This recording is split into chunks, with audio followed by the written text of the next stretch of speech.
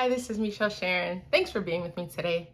Today I wanted to talk about um the five love languages.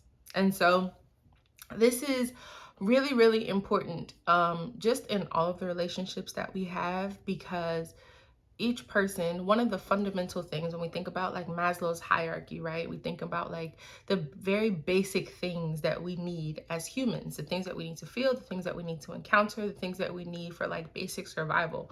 One of the things that's most important is the feelings of love, right? And not just love in a romantic relationship, but also feeling love in parent relationships, feeling love in our friendships, feeling love with ourselves, right? The big thing with self-love.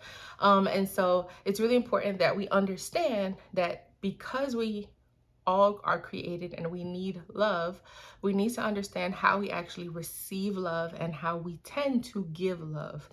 And this is really important because, you know, we can be in different types of relationships, and one person can feel like they are loving on another person, right? They can feel like they're giving their all. They can feel like they're showing love. They can feel like the person should feel the love that they are extending to them.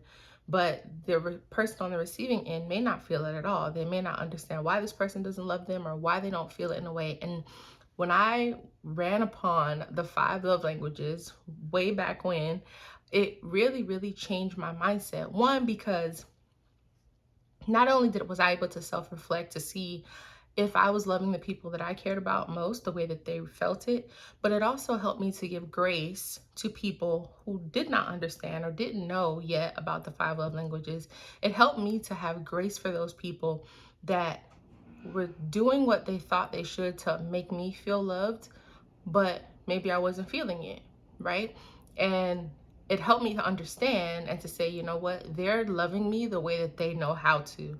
And as we get older and we get into more mature relationships, it's important that we're able to have these conversations and these dialogues to say, hey, I know that you're giving love this way, but that doesn't make me feel loved. It makes me feel happy, right? But it doesn't make me feel loved. It doesn't make me feel valued in this relationship.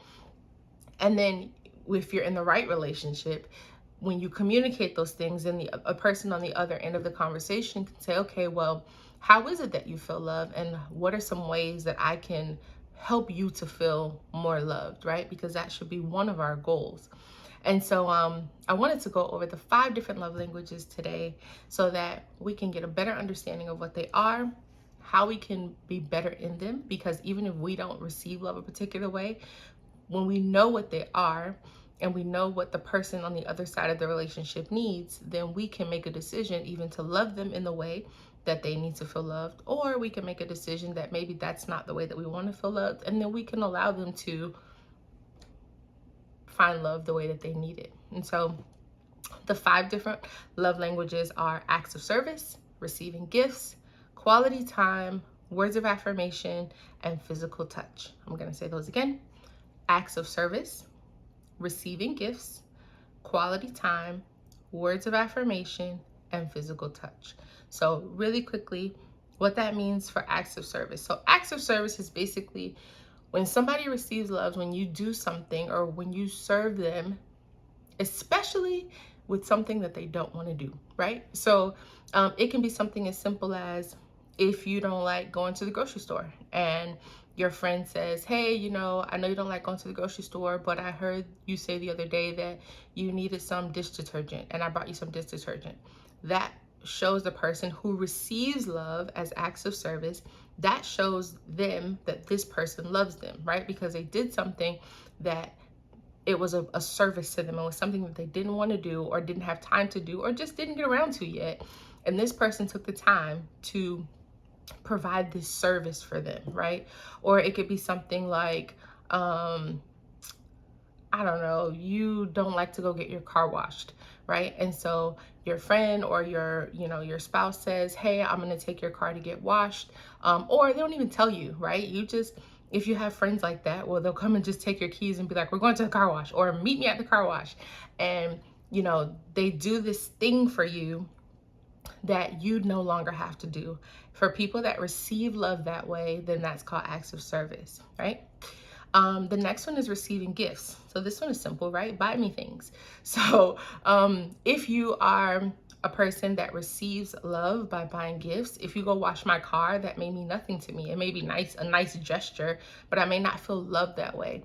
But if you go and buy me, these pair of shoes that I've been looking at, and you bring them to me and that's my gift, then I may feel loved that way, right? And it's not to say, oh, this person is, there's always boundary lines to everything, right? But it's not to say that, oh, this person is materialistic. But if this person, when it comes to buying gifts, it can be something small. It can be something that costs $1, right? But because you thought about me, because you went and purchased this gift and gave it to me, and that's the way that I receive love, then I'm gonna feel loved because you went and spent $1 or $100 on me, because that's how I receive it, right? The next thing is quality time. So quality time is spending time with a person. So this could be just sitting on the couch. I saw a post, I think I shared it on my stories the other day, where it's like, yeah, I'll come sit at the house with you as long as you have food, right? So it's like quality time is just literally spending time with a person. So you don't have to buy me anything. You don't have to do anything. I just want your time. I want your attention. I want you to sit next to me, or I want you to talk to me, or I want you to put your phone away, or whatever that looks like to the person. Quality time, when you spend time with me, when you give of your time to me, then that shows me that you love me, okay? Number 4, words of affirmation. Tell me you love me. Tell me that I mean something to you. Tell me that I was amazing at this thing. Tell me that you like the way that I did this thing over here, right? Tell me, give me words of affirmation, and that lets me know that you love me. And the last one is physical touch, right? Hug me, kiss me. My mom was a big hugger, right? And when I was growing up, it was like, stop it, right? Because and even my sister too, like, one of my sisters at least is like, they want to hug me all the time, and like, I'm just like, no, right?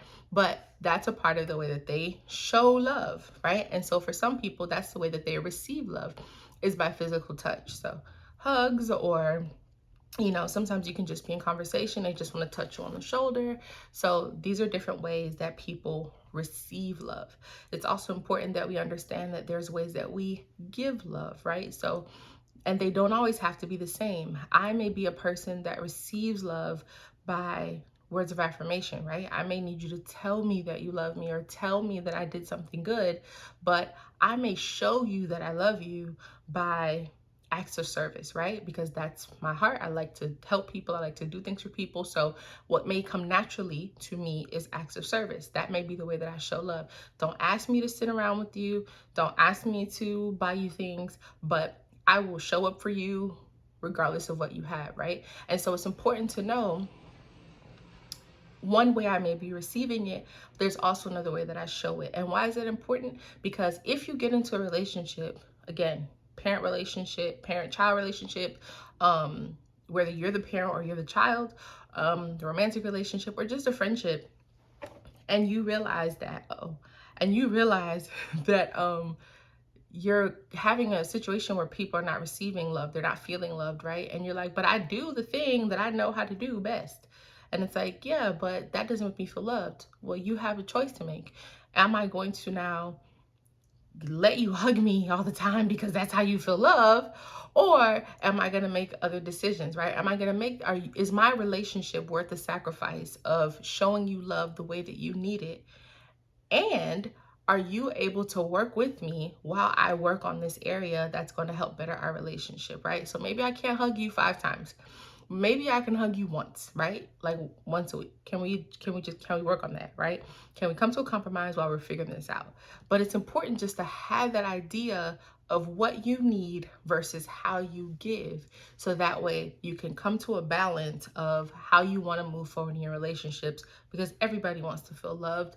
And it's just the way that we're actually meeting each other in the middle that makes the most sense. So if you want to learn more about the 5 love languages, there's a whole website and a whole book about it. I didn't make this up. I'm going to put a link to the book in the comments in the description. so that way you can get more information about it. If you go to the website, there's also a quiz. I highly recommend everybody to take the quiz. I know they have like a quiz for just you as a person. They have one for you as a parent. They even have a child one to see how your child received loves, which was really helpful for me. And they have like a relational one. They have different types of quizzes. So that way you can identify, because for me, the way that I receive love in one relationship is not the same way that I receive love in another type of relationship. And another thing is, over the years, right, how I receive love has changed. And so it's important that you always stay up on, refresh yourself on how is it that I feel it now? How is it that I feel it in this relationship? So that way you don't take the structure that you have in one relationship into another and not understand why it's not working, right? So I'll put all that information in the description. As always, I want to hear from you. So please leave a comment, subscribe, do all the things. Thanks for listening, and I'll see you soon.